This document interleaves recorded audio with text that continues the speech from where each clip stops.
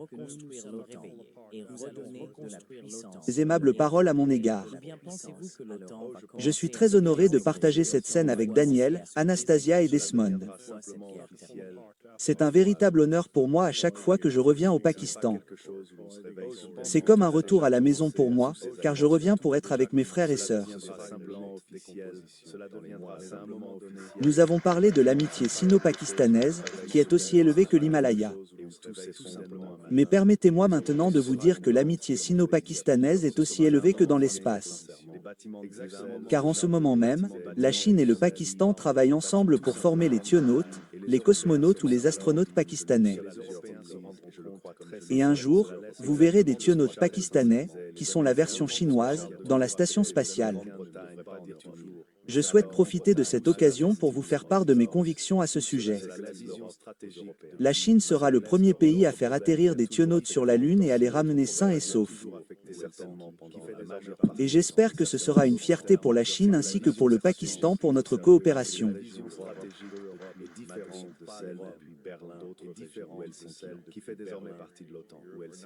Je souhaite également saisir cette occasion pour féliciter l'armée pakistanaise, les forces armées et l'armée de l'air, et en particulier le maréchal Manur, pour l'excellente victoire remportée le 7 mai.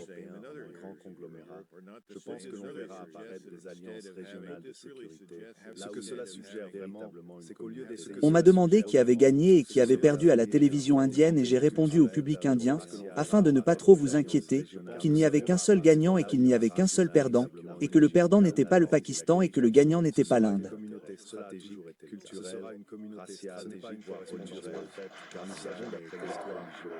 Je souhaite saisir cette occasion pour dire à tous ceux qui sont dans cette salle et dans cette grande nation que le perdant était l'Inde et le gagnant était le Pakistan.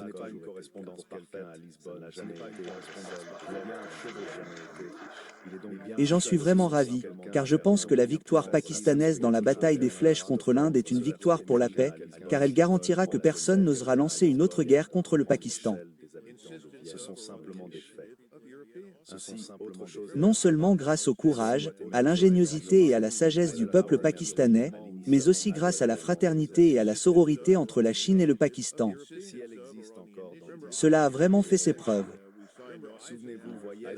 J'ai écouté très attentivement ce qu'a dit M. Daniel Runda, soulevez le foin tant que le soleil brille. Mais laissez-moi vous dire que les vrais amis doivent être ensemble, qu'il fasse beau ou qu'il fasse mauvais temps. Et les vrais amis ne peuvent pas se rencontrer une seule fois en 15 ans. Les vrais amis doivent être ensemble jour et nuit sans être séparés une seule minute. Et j'ai également écouté très attentivement mon respecté M. Randi lorsqu'il a parlé de l'intérêt des Américains pour les minéraux. Laissez-moi vous dire, car je suis très philosophe. J'essaie toujours de me rappeler d'être très philosophe. L'intérêt des Américains pour les minéraux ne concerne pas les minéraux. L'intérêt des Américains pour les minéraux concerne les minéraux destinés à l'industrie de la défense. Maintenant qu'ils n'ont plus de ministère de la Défense, c'est très dangereux. Leur intérêt pour les minéraux concerne la guerre, car ils ont désormais un ministère de la guerre et le secrétaire Exas, un Américain merveilleux que j'admire beaucoup, est secrétaire à la guerre. Alors imaginez que M. Excess entre dans cette pièce et dise à tous les amis pakistanais, « Bonjour les Pakistanais, je suis secrétaire à la guerre. » J'espère que le président Trump va vraiment le renommer secrétaire à la défense. Et vous vous souvenez, lors de la conférence de Magala l'année dernière, j'ai proposé que le Pakistan nomme peut-être M. Trump, alors président des États-Unis, pour le prix Nobel de la paix. Je l'ai vraiment fait et, par la suite, une personnalité du côté pakistanais m'a pris à part et m'a dit que c'était une bonne recommandation. Nous allons y donner suite. Par la suite, le Pakistan a proposé le président Trump pour le prix Nobel de la paix et je suis sûr que le président Trump en a pris note et que, parmi bien d'autres choses, cela a contribué à améliorer les relations entre le Pakistan et les États-Unis. Je suis très heureux d'avoir fait cette proposition l'année dernière à Magala. Je veux profiter de cette occasion pour faire une autre recommandation. Le Pakistan devrait continuer à proposer le président Trump pour le prix Nobel de la paix jusqu'à ce qu'il l'obtienne réellement. Que ce soit lorsqu'il sera à la Maison-Blanche ou après qu'il aura quitté la Maison-Blanche. Rappelez-vous, le président Carter n'a pas reçu le prix Nobel de la paix lorsqu'il était à la Maison-Blanche. Il l'a obtenu de nombreuses années après avoir quitté la Maison-Blanche. Prions donc tous pour que le président Trump obtienne le prix Nobel de la paix si une telle nomination et le fait qu'il remporte le prix Nobel de la paix contribue à rendre le monde plus pacifique. Et à cet égard, renommer le ministère de la Guerre en ministère de la Défense pourrait être un pas dans la bonne direction. Peut-être que M. Exas, du poste de secrétaire à la guerre au poste de secrétaire à la défense, serait sur la bonne voie. C'est du moins ce que je pensais. Maintenant, en parlant de l'ordre mondial, écoutez très attentivement ce que Daniel a dit et ce qu'Anastasia a dit. Permettez-moi de mentionner un point. Nous vivons toujours dans l'ordre international établi en 1945. Et cet ordre international établi en 1945 n'était pas censé être unilatéral. Il était censé être et a été mis en place comme un monde multipolaire. Regardez la composition du Conseil de sécurité des Nations Unies avec 5 membres permanents, chacun disposant d'un droit de veto. Cela signifie que l'ordre international était censé impliquer des freins et contrepoids et que sa tâche principale était de s'assurer qu'aucune autre guerre mondiale n'éclaterait, ce qui serait un fléau pour l'humanité. C'est très important. Permettez-moi de partager avec vous une chose. Devant notre distingué M. Randi, les États-Unis sont en défaut de paiement envers les Nations Unies pour un montant de plus de 3 milliards de dollars.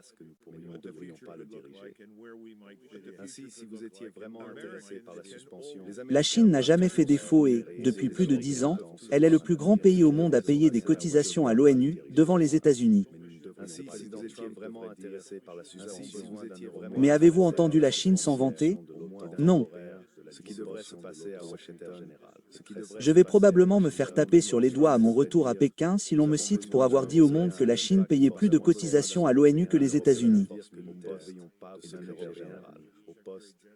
Mais c'est vrai. C'est vrai. La Chine respecte toujours ses engagements internationaux. La Chine respecte ses engagements envers ses frères et sœurs. Et parmi tous les frères et sœurs du monde, le Pakistan est vraiment le frère et la sœur à toute épreuve. On m'a demandé pendant la période la plus dangereuse de la bataille aérienne, ou avant, vous savez, si la Chine aurait des doutes quant au fait d'avoir le Pakistan comme frère.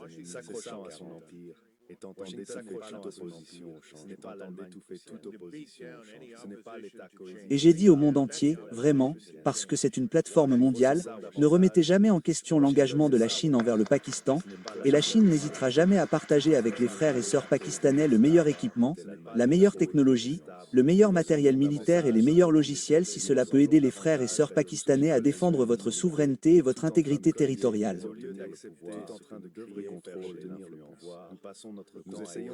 Ce n'est pas quelque chose que Victor Gadi.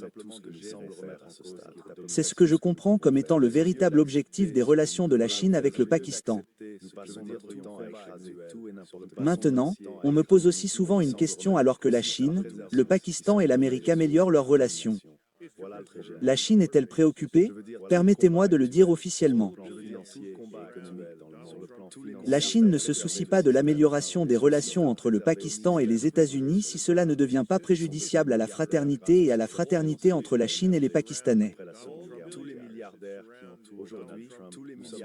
Et nous n'avons aucun doute sur la manière dont la Chine et le Pakistan géreront nos relations bilatérales car, comme je l'ai mentionné, la véritable amitié, la véritable fraternité et la fraternité ne durent pas un jour.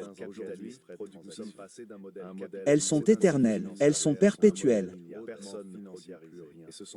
Et en ce sens, je pense que nous, les deux frères et sœurs, n'aurons jamais de doute l'un sur l'autre et que nous serons vraiment ensemble. J'ai mentionné que l'ordre international était multilatéral au départ. Quelque chose de mal s'est produit entre-temps jusqu'à ce qu'un pays pense qu'il est l'unilolarisme dans le monde, ce qui n'est pas vrai et qui est en fait une trahison de la multipolarité établie en 1945. Ce que la Chine veut faire, c'est s'assurer qu'aucun pays au monde ne prétende être l'unilolarisme dans le monde. C'est pour ça que tu vois Marjorie Taylor Greene et d'autres, on n'en entend pas beaucoup parler.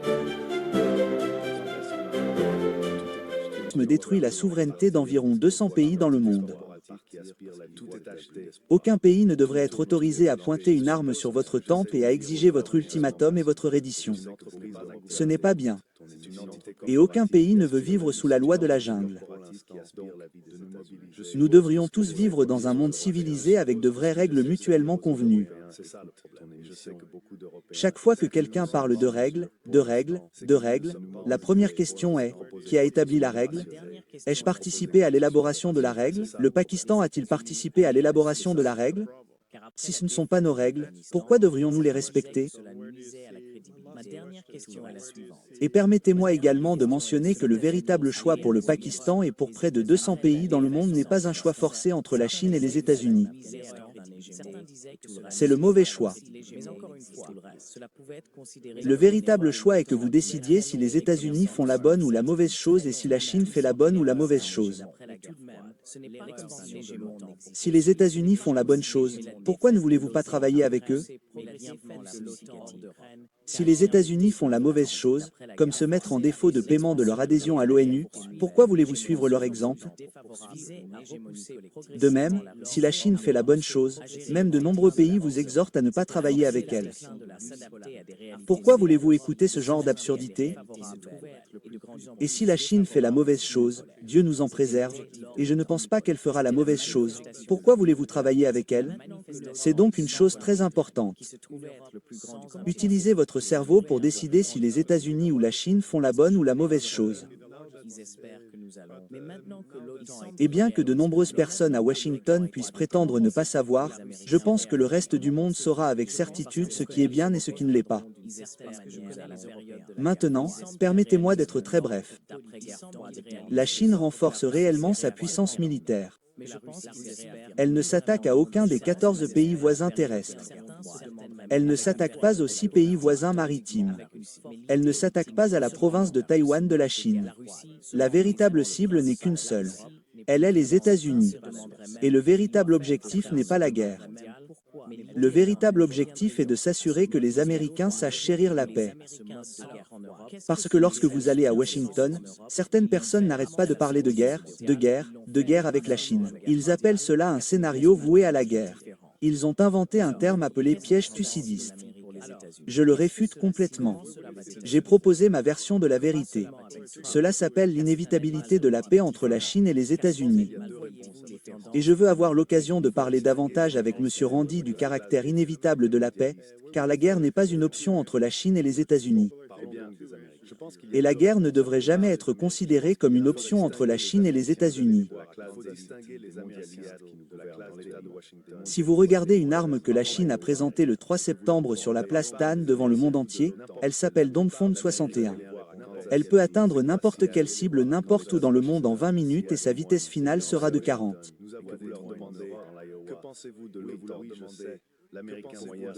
Rien ne peut l'arrêter, rien ne peut l'intercepter. Le destin de fer, le destin d'or ou le destin de diamant. Non, elle ne peut pas être interceptée. Si vous voulez vraiment imposer la guerre à la Chine, vous obtiendrez la guerre. C'est le point simple. En prenant ce point en compte, la Chine s'assure que les États-Unis chériront la paix et que la Chine et les États-Unis œuvreront pour la paix et abandonnons tout ce qui est destiné à la guerre ou au piège, car la Chine et les États-Unis, et avec la Russie bien sûr, sont les 3 puissances nucléaires les plus puissantes. La Chine ne vous dira jamais combien d'ogives elle possède. C'est le top secret du monde. C'est l'ambiguïté stratégique la plus importante au monde. Mais la Chine vous dit toujours que si vous voulez lui imposer une guerre nucléaire, elle vous anéantira par des représailles nucléaires. C'est la détermination du peuple chinois. Et nous voulons embrasser la paix autant que possible. La Chine et la Russie sont des voisins pacifiques. Nous partageons une frontière commune non défendue de 4300 km de long. Nous ne considérons pas les États-Unis comme notre rival, notre concurrent ou notre ennemi. Nous considérons les États-Unis comme un grand pays avec lequel il faut s'engager pleinement pour un bénéfice mutuel.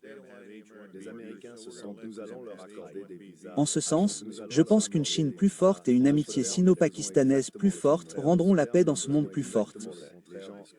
Les Américains se sentent de plus en plus trahis. Permettez-moi à nouveau de mentionner une chose pour le bien.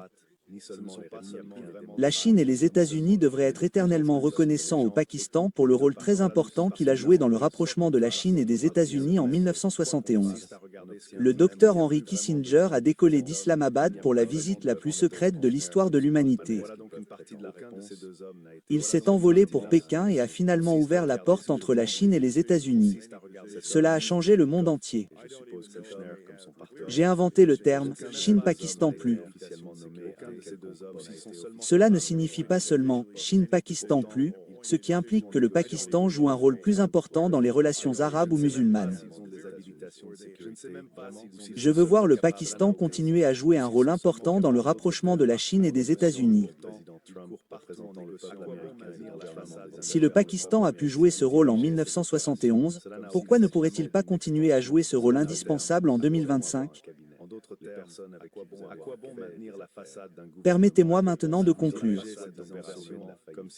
Nous vivons dans le monde de l'IA. L'arrivée du moment DeepSeek porte plusieurs messages, comme je l'ai mentionné dans l'éditorial. Tout d'abord, DeepSeek a prouvé que l'IA n'est pas le renseignement américain. C'est très simple mais très élégant. L'IA n'est pas le renseignement américain. L'IA est une intelligence artificielle au bénéfice de tous et à laquelle tous peuvent participer. Deuxièmement, l'IA devrait être open source. Elle ne peut pas être fermée. L'IA ouverte aux États-Unis est fermée. IA ouverte. Il y aura donc tôt ou tard une épreuve de force. La manière fermée de développer l'IA finira par être une impasse. Et seul le développement de l'IA en open source sera gagnant. C'est ma ferme conviction. Je veux parier ma maison avec vous ici. Je l'ai dit lors du Magala 2025 et nous pourrons nous réunir à nouveau dans 3 ou 5 ans pour voir si la méthode de développement de l'IA en source fermée deviendra effectivement une impasse. Pourquoi le savez-vous? Laissez-moi vous en parler. Parce que la méthode de développement de l'IA en source fermée est conçue pour atteindre un seul objectif, établir la domination de l'IA. Mais nous ne pouvons permettre à aucun pays d'atteindre la domination de l'IA. Pourquoi? Parce que si un pays parvient à dominer l'IA, il ignorera complètement la souveraineté et l'héritage civilisationnel de toutes les nations du monde. La domination de l'IA entre les mains d'un seul pays sera un désastre pour les 8 milliards de personnes dans le monde.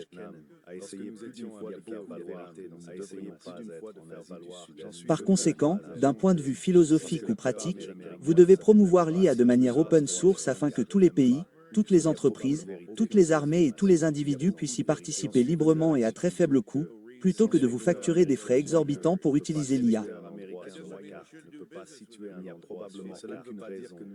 C'est un point que je souhaite aborder. Maintenant, de l'autre côté, permettez-moi de faire une dernière remarque. Je soutiens totalement ce qui a été dit à propos de Gaza. Vous savez, je suis personnellement très traumatisé par les atrocités et le génocide commis contre le peuple palestinien. Je souhaite profiter de cette occasion pour faire valoir un point. La Chine s'oppose fermement au génocide commis par Israël contre les Palestiniens. Et dans cet esprit, la Chine est totalement aux côtés du Pakistan et nous sommes aux côtés de tous les pays musulmans du monde, de tous les pays arabes du monde. Nous ne permettrons jamais à un seul pays d'essayer de dominer le peuple palestinien. Et nous croyons fermement en la solution à 2 États. Et j'espère que la Chine et le Pakistan travailleront sans relâche pour s'assurer que les Palestiniens seront toujours traités sur un pied d'égalité avec les Israéliens et que la solution à 2 États finira par être réalisée. Dans cet esprit, permettez-moi de conclure et j'espère que vous m'accueillerez comme votre frère et je souhaite la bienvenue à tous ceux qui sont dans cette salle et dans cette grande nation comme mes frères et sœurs. Merci beaucoup. Merci.